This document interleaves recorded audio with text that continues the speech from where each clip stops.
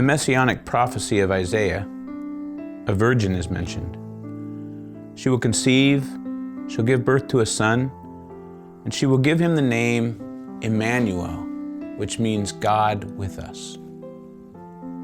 She is Mary. And when Mary found out in the first chapter of Luke that she would give birth to the Savior, her response was, "I am the Lord's servant. May your word to me be fulfilled."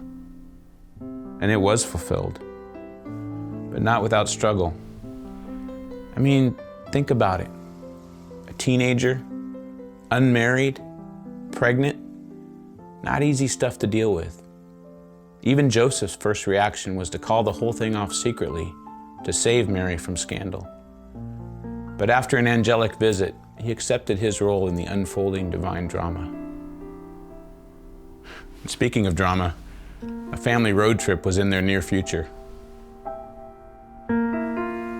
Luke's gospel tells us that in those days, Caesar Augustus issued a decree that a census should be taken of the entire Roman world, and everyone went to their own town to register.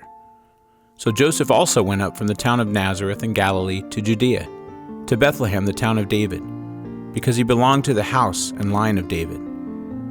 We can only imagine, or maybe we can't imagine, how hard that trip must have been.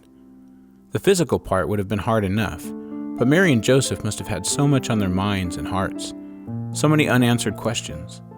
And when they finally arrived in Bethlehem, no room could be found for Mary to give birth, so she and Joseph had to settle for a place with the animals.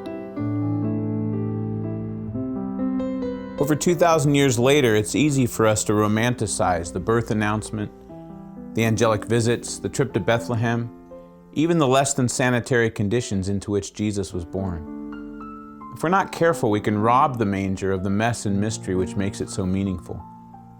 The truth is, Mary and Joseph were not much different from you and me. Ordinary people called to extraordinary mission. God was faithful to Mary.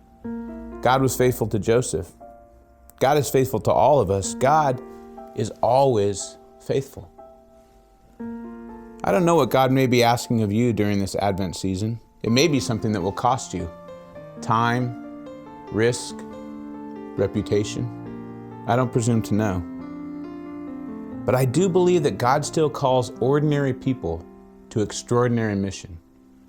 And my prayer for you and for me is that when we hear that call, our answers will be inspired by Mary's answer. I am the Lord's servant. May your word to me be fulfilled.